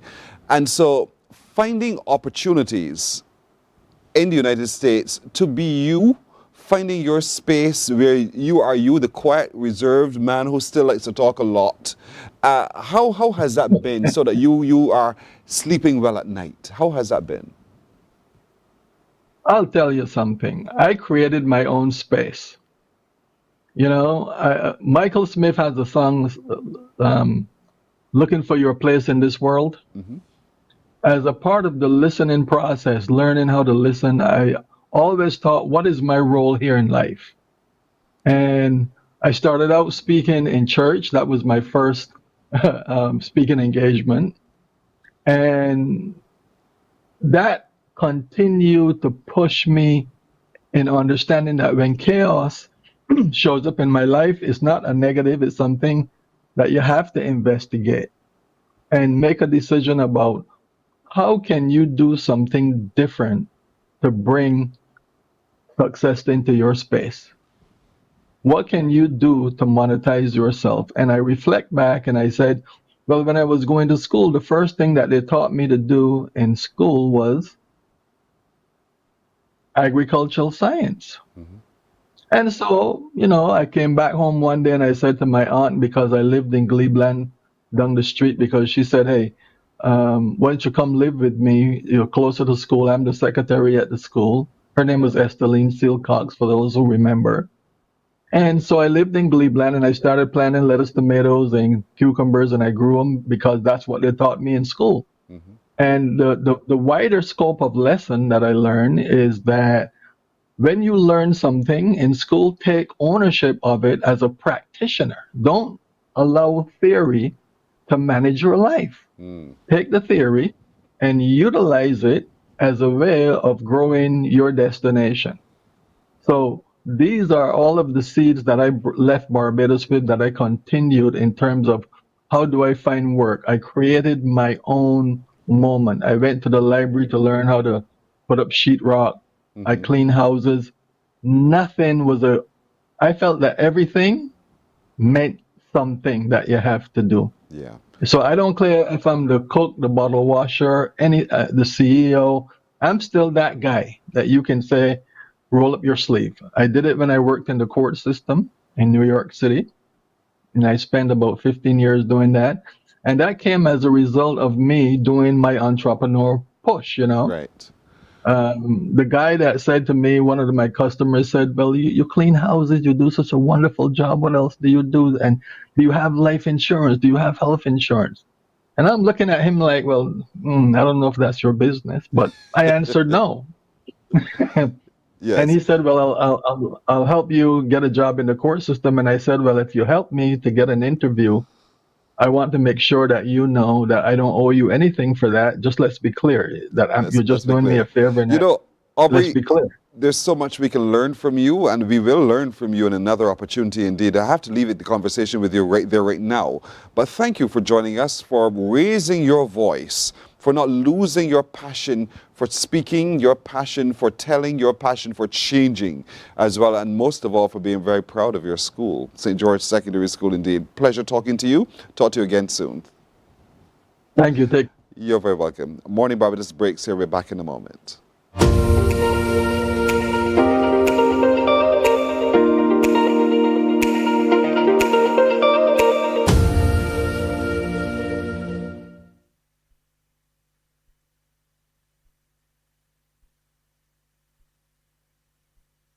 Books open your heart, your mind, and your soul. They are educational, entertaining, inspiring, and motivating. Are you an author of a recent book you want to share? Then Mornin Barbados would love to feature your book in our The Next Chapter segment. Send us an email to morninbarbados@cbc.bb. That's morning without the G. Come and let us turn those pages together. Hey there, it's Mahalia. I want to share something that might be really helpful. If you're feeling anxious, overwhelmed, depressed, or lonely and have no one to talk to, call Lifeline Barbados. We all face struggles at times in our lives. You're not alone. There's no need to feel ashamed or embarrassed. It's okay to reach out for support. Lifeline Barbados is completely confidential. No one else will know you called. They're there to offer a caring ear and guidance without judgment. And fellas, I want you to know asking for help is a true sign of strength. It takes real courage to reach out. You can also call Lifeline Barbados if you're worried about loved ones who are struggling and you need advice on how to support them. There's a saying, a problem shared is a problem halved, but not everyone has someone they can confide in. That's why Lifeline Barbados exists, to be there for you or someone you care about during tough times. Save this number. Lifeline Barbados is just a call away. Remember, you can reach out whenever you need to talk. There is a saying, you can find a Bajan anywhere. Are you a Bajan living abroad? Or do you know of one who has migrated to another country? Well, we at Mornin Barbados would love to have you or them on our Bajan Afar segment. Share your amazing stories, experiences, and how you have adapted to a new culture. Send us an email to morninbarbados@cbc.bb, and together we will travel the world.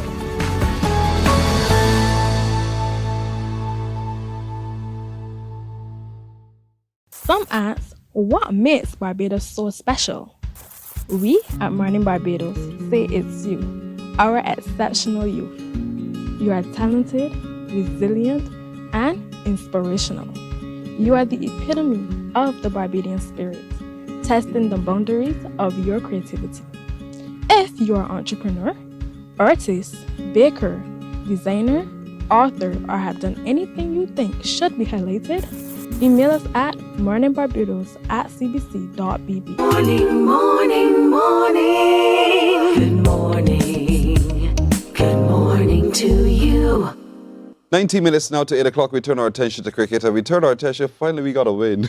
I'm telling you, to the Barbados Royals. And we are still basking in that celebration indeed. The operations manager for the Barbados Royals team is Roxanne Fort. She's with me. Good morning, Roxanne. Good morning, Pearson. We got a lot to talk about. Yeah, we do, we do. And the ticketing manager for CPL in Barbados is Janelle Morris. Good morning, Janelle, as well. Good morning, thanks for being here. So, Roxanne, we won one. We did. And we intend to win the rest, right? We do. And so, what do you want us as Barbadian cricket-loving fans to do? We need the support. We need you to come out. We need you to support. We need you to wear pink.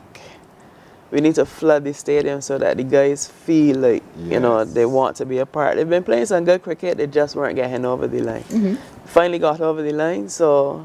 Let's keep them over the line and moving forward. Yes, please, for sure. And that's the whole point. We have a couple more games in Barbados? Yes, we have two in Barbados. Thursday night against the St. Kitts and Nevis Patriots. Easy. And Friday night against Trinbago Knight Riders. Not so easy. Well, we taking all as easy.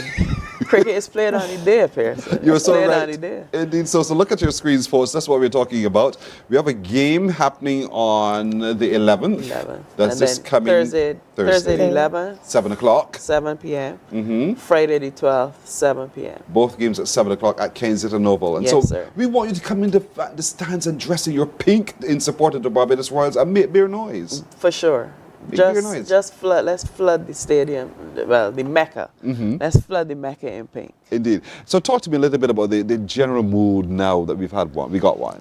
Well, the guys are very, very upbeat. They've always had that team spirit about them. They've, been a very cohesive team.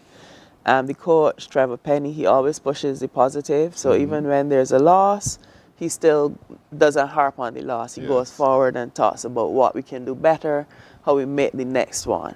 And we go from there. So we have 3 more games. We still have one in Guyana. And so we're going to win all 3 of those. Then you'll see us in the playoffs and we'll be at the finals. Strategy. I'm just being extremely Strategy. positive. Yes, sir. Strategy. Yes, sir. So, Janelle, your role as ticketing manager, let's talk a little bit about this now. And our baby, you really want Barbados to come in and get their tickets early. Yeah, so I'm encouraging all fans to come out for the last 2 home games. We are very happy that we got that win. In honor of our captain this year, we decided to have a special. Buy 5 tickets, get 2 free, which is his number, 52. Nice. Yes. So 5 tickets, 2 free. Yes. Buy 5 tickets, get 2 free. Any stand. For any stand? Yes. Whoa. So 7, by posse of 7, we're coming. Yes. And that's the whole point. Bring the crowds in, because we're playing cricket louder than ever. Louder. And that's the whole point. So 5 tickets, you get 2 free, and you and your posse can come and occupy any space at Kensington Oval, the Mecca, and really watch great cricket. This match on Thursday is going to be spectacular here. Don't miss it. Don't miss it at all. Barbados Royals versus St. Kitts Nevis Patriots. Or I'm playing too badly. They too had a win recently. Yes, they do. They have our hometown favorite, Jason Holden. But, things happen, and so in Jason other words, is now with St. Kitts. Tell him come home. Yeah. And let us show him what this game is. Speak loudly. Speak loudly. Speak loudly, Barbados. We love him still, but don't come there and be bad to Jason. Jason's a nice guy. So come and support the Barbados Royals, and let me see how we can beat them. St. Kitts is one of my favorite islands. Yes, so it is. It's I'm lovely. struggling still with my emotions, but nonetheless. We also have Pearson. We have CPL puts on a Live and Louder concert in the middle of the middle innings, and then the Royals we ourselves put on a pre-match entertainment. Yes, so you have 2 sets of entertainment in one small package. So get there early. So don't miss these games. In other words, get there early. Yes, get there you real should. early You for the should. pre-match entertainment, Yes. and then it starts at 6:30. It starts at 6:30. The game starts at 6. Yes, at 7. At 7. And then in between innings, we have another show going on. Yes, sir. This is fantastic. But tickets, we can get tickets where, Janelle? You can get tickets online, cplt20.com. We can also get them from the Kensington Oval box office. We also have it at Rubis Coverley, Barbados Lotteries headquarters.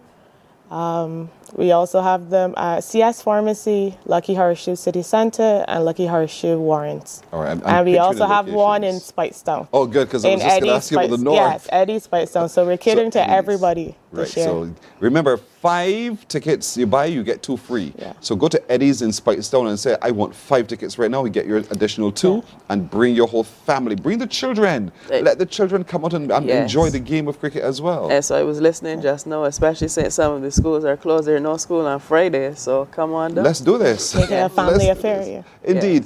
You know, my godson, he loves cricket, but his school is open, so he can't come. But nonetheless, you know, we want you to bring the children. Let them get involved in the game of cricket. There's so much that one benefits from by being engaged in the playing of cricket or the spectating of cricket, as we tend to say. I can add one more to that, or the administering of That's cricket. true. That's true. I mean, you speak from experience. Yes, sir. For sure. Indeed.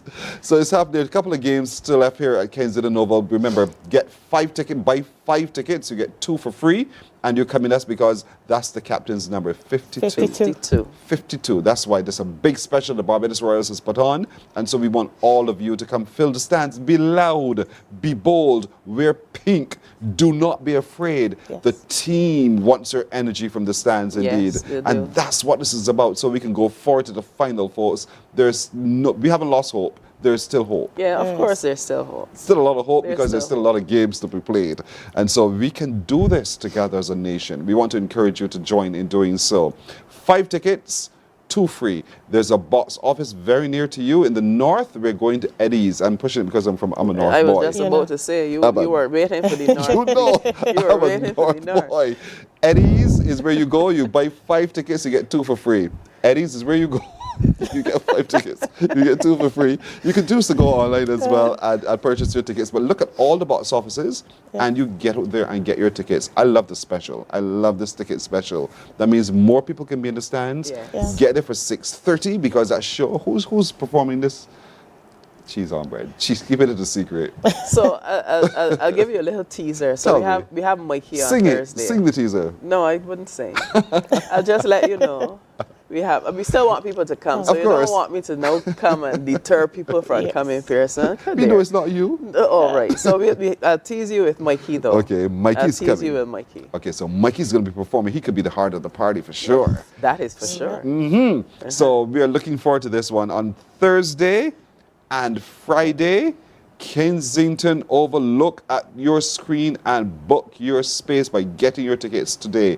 But our box office is open today? Yes. I mean, at Kensington Oval. Kensington Oval is open from 9 to 5 today. And tomorrow? Tomorrow we'll go 9 until The probably game. the whole game, yeah. Good.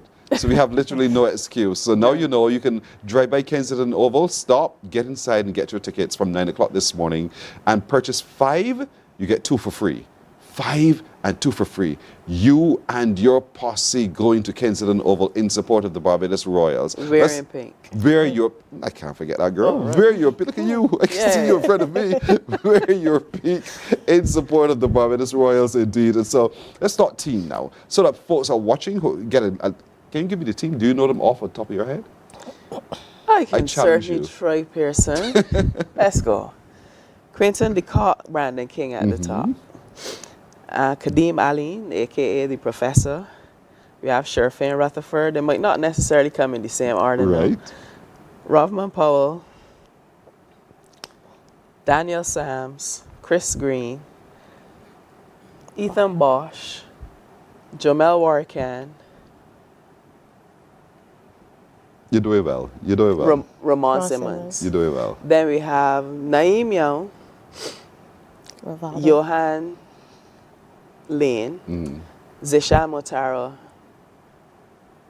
Rivaldo Clark, And Shakir Paris. Shakir Paris.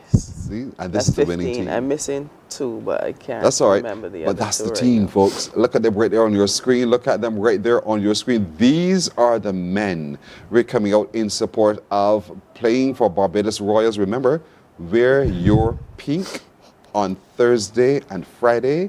Get your tickets today. 5 tickets you purchase, you get 2 for free, because we're going to Kensington over with a winning attitude and a winning spirit for the Barbados Royals. We have to support Don't miss the it. boys. Gotta support them. Gotta support them. I know you'll see why. You'll see why after the wins. You'll see why, because we're going to the final. Yes, we're going sir. to the final. All And the so way. it starts with all of us coming out in support of the team, indeed. Thank you, Roxanne. You're very welcome, Pearson. Thank you, Janelle. Thank you, Pearson. You're welcome. Box offices are open from 9 o'clock this morning, each day of the match as well. And so we want to encourage you to get out and get your tickets for the games on Thursday and Friday in support of the Barbados Royals. Morning Barbados is breaking. We're back in a moment. Morning, morning, morning. Good morning. Good morning to you. Some ask, what makes Barbados so special? We at Mornin Barbados say it's you, our exceptional youth. You are talented, resilient, and inspirational. You are the epitome of the Barbadian spirit, testing the boundaries of your creativity. If you are an entrepreneur, artist, baker, designer, author, or have done anything you think should be highlighted, email us at morninbarbados@cbc.bb. Let us show the world our exceptional Bajan youth. God will not give you a job. God will not call you to do something and then not give you the capacity to have it, to make it happen. He will give you the resources, he'll give you the people. Not only will he equip you with ideas, but he will equip you with favor, as he did Nehemiah. Turn on the latest episode of Infinite Possibilities, only on CBC TV8, every Sunday at 1:30 p.m., sponsored by Covenant Life Teaching Center. Welcome to Nature's Discount, the ultimate health food store. At Nature's Discount, we have thousands of quality products at great prices. Hi guys, Dottie here with Nature's Discount, and today we are talking about Solar Ray, microbiome, probiotics, and why you should be taking them. And we have well over 3,000 amazing products to help you get healthy. For your health tips, tune in to CBC TV8 every Monday, Tuesday. Morning, morning. Good morning. Good morning to you. 6:30 to the hour now as we turn our attention to the ongoing activism by the Methodist Church of Barbados. John Delaney is with me. He is the General Director of the South Caribbean District Youth Commission, and with him is Natalie Phillips, who is the chairperson of the South Caribbean District and Evangelism Committee. Good morning, both of you. Hi, good morning. I know it's a stationary appeal that we're about. John, what's the need?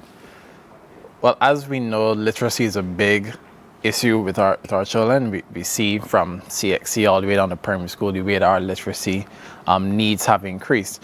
And so, of course, as a church, we want to make sure we're involved in the community. We want to make sure that we cater to our youth.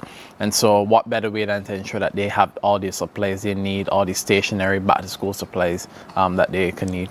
And there's a great need. Definitely. You see this too, Natalie?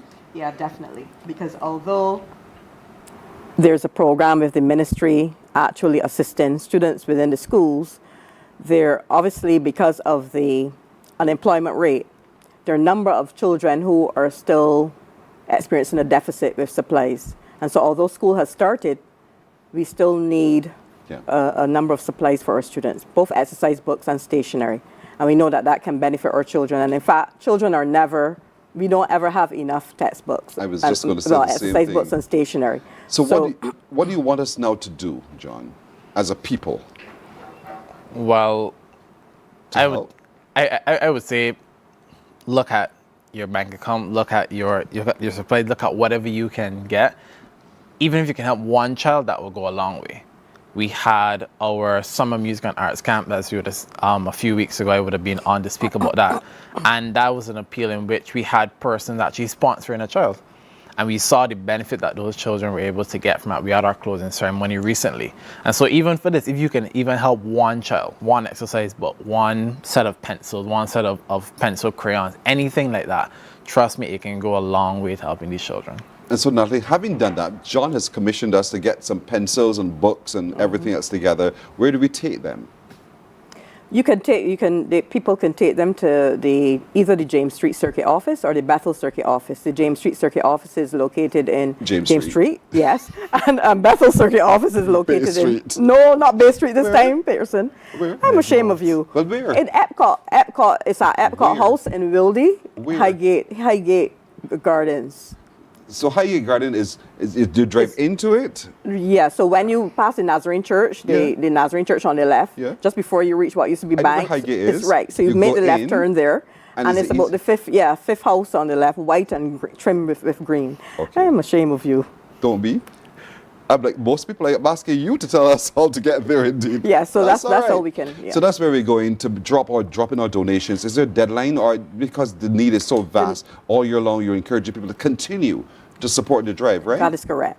Because even in our churches, we have tutoring programs. There are some teachers who offer their services and they teach common entrance programs. They also offer CSE, CSET, and CAPE programs as well. And I offer a study timetable program. So the need is there continuously. We're never short of stationery. No. We're never short.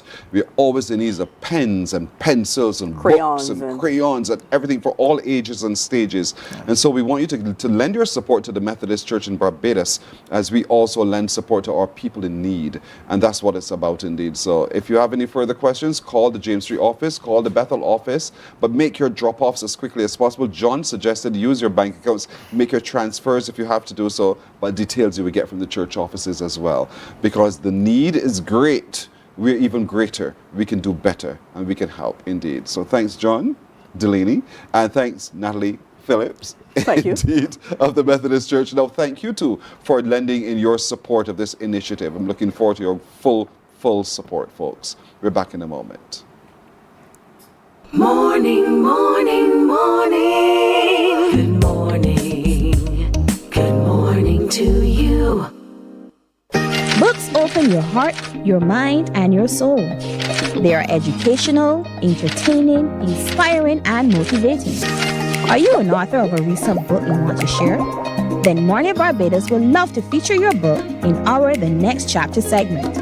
Send us an email to morninbarbados@cbc.bb. That's morning without the G. Come and let us turn those pages together. Morning, morning, morning. Good morning. Good morning to you. So before we go, let's take a look at some of the other pictures which you've sent to us. Remember, look at Lincoln Christian. Lincoln, good morning. What's that in your hand, Lincoln? Good morning to you. You go to West Terrace Primary. Have a beautiful today, Lincoln.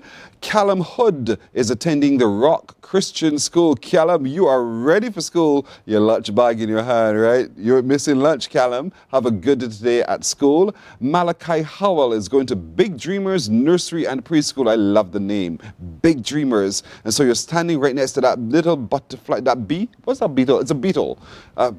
What's the beetle? A ladybug, sorry here. Sorry, Malachi. I'm too old for this. But congratulations to you, Malachi. Jaden Hines is going to All Saints Primary School at the special unit. Jaden, good morning to you. Have a beautiful today. And I'm told that you've gone up a class, so congratulations. You've graduated up a class indeed, Jaden Hines. Well done, young man. Well done. Go out there and conquer the world. Sherelle Clement is attending the Shirley Chisholm Primary School. Sherelle, good morning. You look poxy enough, girl. I like you. I like your stats. Cheryl Clement, good morning. Michaela Phillips is going to the Combermere School. Up and on, Michaela Phillips. Have a great today as you head to school. Do well in school and make everyone, including yourself, very, very proud. Remember always that Jesus loves you. Nakaya Phillips. Any relation to you, Natalie? No. Nakaya Phillips is going to the George Lamming Primary School. Good morning, Nakaya. You look a smart little girl. Have a beautiful day as you go to school. We're happy to have you, Nakaya. And indeed, remembering, folks, send your photos to us, your pictures of your little ones in their school uniforms, the email address is on your screen. That's morninbarbados@cbc.bb. morninbarbados@cbc.bb. Tell me the name of the child and tell me the school the child is attending as well. We can't wait to share it for the rest of the week. That's our time right now, everyone. Thank you so much for spending that time with us. My little crew joins me in saying to all of you, thank you. Have a great today. Most of all, we'll see you tomorrow. Bye-bye. Wake up, wake up, wake up, wake up. Barbados, get up. Good morning.